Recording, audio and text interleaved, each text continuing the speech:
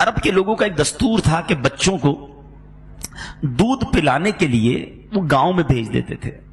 گاؤں گوٹھوں میں بھیجنے کی وجہ یہ ہوتی تھی، آج بھی آپ دیکھیں کہ شہر کی جو لینگویج ہے وہ بڑی مکس ہو جاتی ہے، کیونکہ ایک شہر میں بہت ساری قومیں آ جاتی ہیں، اردو بولنے والے بھی عجیب اردو بول رہے ہیں، تو ہر قوم الگ الگ باتیں کر رہی ہوتی ہے کیونکہ آپس میں مکس ہو جاتا ہے.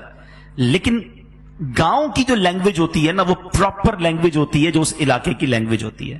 تو عرب کے لوگوں کو عربی سے بڑا پیار تھا، وہ چاہتے تھے کہ بچہ بہترین عربی سیکھے، تو اپنے بچوں کو گاؤں میں بھیج دیتے تھے کہ وہاں کی زبردست عربی بھی سیکھ لے گا، گاؤں کی نشو نما بھی اچھی ہو جائے گی، صحت بھی اچھی ہو جائے گی. یہ عرب کا دستور تھا. تو بی بی حلیمہ سعدیہ نبی پاک علیہ الصلوۃ والسلام کو اپنے ساتھ لے گئیں. طویل واقعات ہیں، اگر اس طرف چلا جاؤں گا تو بات بہت بڑی ہو جائے گی کہ کیسے بی بی حلیمہ کا جو کمزور خچر تھا، وہ کمزور اونٹنی تھی، وہ کیسے سب سے آگے بڑھ گئی، کیسے اس کے سوکھے تھنوں میں دودھ آ گیا اور اتنا دودھ آیا کہ پورے گھر والوں نے پیا، برتن بھی بھر گئے. بی بی حلیمہ سعدیہ سے گاؤں والے پوچھتے تھے، اے حلیمہ کون سا چراغ جلاتی ہو، سارا رات تمہارے گھر سے روشنی آتی ہے. بی بی حلیمہ کہتی چراغ نہیں جلاتی، کونین کا چراغ اپنے گھر میں لے آئی ہوں. جب سے یہ نورانی بچہ گھر میں آیا ہے سارا گھر ہی جگمگاتا رہتا ہے. تو یہ کبھی طویل داستان ہے، مگر میرا ٹاپک یہ نہیں ہے. بی بی حلیمہ سعدیہ کی بڑی زبردست انٹریکشن رہی نبی پاک سے. 2 سال دودھ پلایا، اس کے بعد پھر بی بی آمنہ سے ریکویسٹ کر کے کچھ عرصے کے لیے لے آئیں. شک کے صدر کا واقعہ جو پیارے آقا کے قلب اقدس کو کھولا گیا اور نور بھرا گیا، وہ بھی بی بی حلیمہ سعدیہ کے قریب ہی، ان کے علاقے میں ہی ہوا. اور بکریاں چراتے ہوئے بھی نبی پاک نے اپنے جو رضائی بھائی بہن تھے ان کے ساتھ بکریاں چرانے والا معاملہ بھی کیا. بہرحال یہ بڑی زبردست انٹریکشن تھی. اور رضائی ماں جو ہوتی ہے نا، دودھ پلانے والی ماں، وہ بھی ایک طرح کی ماں ہی ہوتی ہے. تو ایک بار حضرت ابو طفیل رضی اللہ تعالیٰ عنہ فرماتے ہیں کہ میں نے نبی پاک علیہ الصلوۃ والسلام کو دیکھا کہ آپ جعرانہ کے مقام پر گوشت لوگوں میں تقسیم فرما رہے ہیں، اور میں اس وقت چھوٹا تھا اور اونٹ کی ہڈی اٹھائے ہوئے تھا. کہتے ہیں کہ ایک عورت سامنے سے آئی تو پیارے آقا علیہ الصلوۃ والسلام نے تعظیم میں ان کے لیے چادر بچھا دی. اس عورت کے لیے چادر بچھا دی جس پر وہ بیٹھی. جب وہ چلی گئی تو میں نے عرض کی یہ کون تھی؟ صحابہ کرام علیہ رضوان نے فرمایا کہ یہ نبی پاک علیہ الصلوۃ والسلام کی رضائی ماں تھی. پیارے آقا اعلان نبوت کے بعد بھی بی بی حلیمہ سعدیہ آتی تو چادر بچھاتے تھے، تعظیم دیتے تھے، عزت دیتے تھے.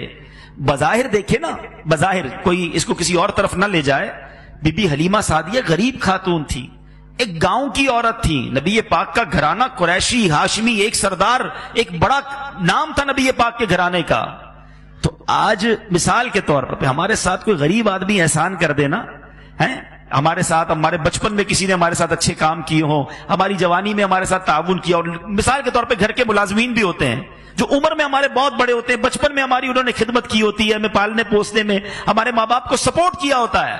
ٹھیک ہے، دودھ نہیں پلایا کسی ماں نے، لیکن کیا بڑے ہونے کے بعد اس غریب ملازم کو ہم یاد رکھتے ہیں؟ کیا بڑے ہونے کے بعد اس کی وہ تعظیم کرتے ہیں کہ اس نے بچپن میں انگلی پکڑ کر چلایا تھا؟ یہ سیکھو پیارے آقا کی سیرت ہم سب کے لیے مشعل راہ ہے. اگر آپ کے ساتھ کسی نے کسی انداز میں بھی اچھا برتاؤ کیا ہے، آج ہم کسی کو بڑا ماننے کے لیے تیار ہی نہیں ہے. نہیں جناب، جو ہوں، میں نے سیکھا، میں آگے بڑھا، میں نے اسٹرگل کی، میں نے پیسے کمائے، میں نے نام کمایا. بھول گئے ان سب محسنین کو. انسان اکیلا کبھی آگے نہیں بڑھتا. ماں باپ کی تربیت ہوتی ہے، اس میں رشتہ داروں کا ہاتھ ہوتا ہے، اس میں اساتذہ کا ہاتھ ہوتا ہے. کئی ایسے ہمدرد ہوتے ہیں جو اس غربت میں، اس پریشانی میں، اس کمزوری میں ہمارا ہاتھ تھامتے ہیں. یاد رکھو، احسان فراموش نہیں بننا چاہیے. اپنے ایک ایک محسن کو یاد رکھو، ان کے لیے دعائیں کرو. بندوں کا شکر ادا نہیں کرتا، وہ رب کا شکر کیسے ادا کرے گا؟ تو ہمیشہ شکر گزار اور مہربان رہنا چاہیے، اور اس سے عزت کم نہیں ہوتی. اگر کوئی شخص اونچائی پہ پہنچ کر کسی شخص کی تعریف کر دے کہ میں اس کی وجہ سے یہاں پہنچا ہوں یا اس نے میرا ساتھ دیا تھا، اس سے کچھ نہیں جاتا آپ کا. اس کے دل میں عزت بھی بڑھتی ہے اور اللہ عاجزی کرنے والوں کو بلندی عطا فرماتا ہے. تو بہرحال رضائی ماں بی بی حلیمہ سعدیہ، ملا علی قاری فرماتے ہیں کہ یہ بی بی حلیمہ سعدیہ تھی جو حنین کے دن آپ کے پاس آئیں. نبی پاک ان کے لیے کھڑے ہوئے، ان کی تعظیم کیا، خوش خلقی سے پیش آئے اور ان کے لیے ان کی خاطر چادر بچھائی. صحابہ تعجب کر رہے تھے خاتون کون ہے، اور سبحان اللہ جب علم ہوا کہ یہ کون تھی تو پتا چلا پیارے آقا کو دودھ پلانے والی بی بی حلیمہ سعدیہ تھی. کاش ہم بھی بڑھاپے میں ارے یہ تو دودھ پلانے والی ماں ہے. اصلی ماں کو اتنی تعظیم کون دیتا ہے آج؟ اصلی والد کو اتنی تعظیم کون دیتا ہے؟ بڑھاپے میں آج ماں باپ آ جائیں تو کھڑے ہو کر ملتا کون ہے؟ صلو علی الحبیب صلی اللہ تعالی علی محمد. مجھے اپنی اور ساری دنیا کے لوگوں کی اصلاح کی کوشش کرنی ہے انشاءاللہ.